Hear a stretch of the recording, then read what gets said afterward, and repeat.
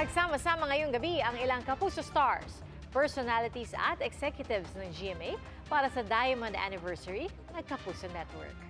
Saksi si Jamie Santos. Ang selebrasyon ngayong taon ay may temang Denim and Diamonds, simbolo ng makulay, makinang at matatag na kasaysayan at pagtutok ng network sa kalidad at kahusayan sa loob ng 75 taon. At sa kabila ng mga hamon at pagbabago, ang GMA ay patuloy na nangunguna sa pagbibigay ng serbisyong dekalidad sa bawat tahanan. Mula sa mga makabuluhang balita, pati na rin sa makulay na palabas at serye. Present sa selebrasyon ang GMA executives sa pangunguna ni Chairman of the Board, Advisor, Chairman ng Programming Committee, Attorney Felipe Elgozon. GMA President and Chief Executive Officer Gilberto Arduavit Jr., Executive Vice President and CFO Felipe Esialo, GMA Chief Marketing Officer Lizelle Maralag, at iba pang matataas na opisyal ng network. Sunod sa temang Denim and Diamonds ang OOTD ng guests at attendees.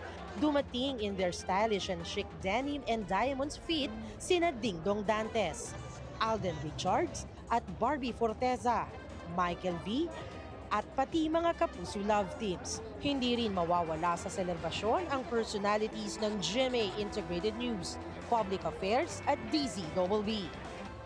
Maraming mga hinahandang magagandang mga programa and pelikula this year. Surprise na lang, I can't announce them yet, but a lot of big projects are in the works for our 75th anniversary.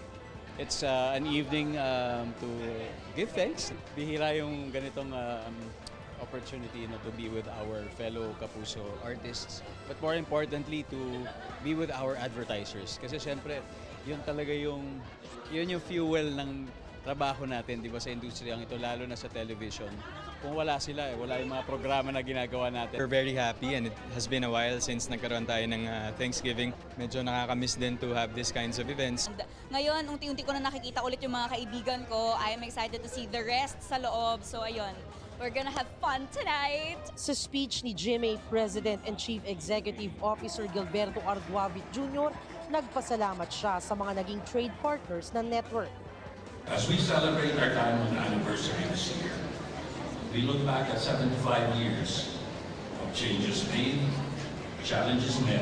We are profoundly grateful to have built relationships and partnerships which have enabled us to continue to grow and fulfill our unwavering commitment to serve by providing quality content, to entertain, inform, and enrich the lives of the Filipinos.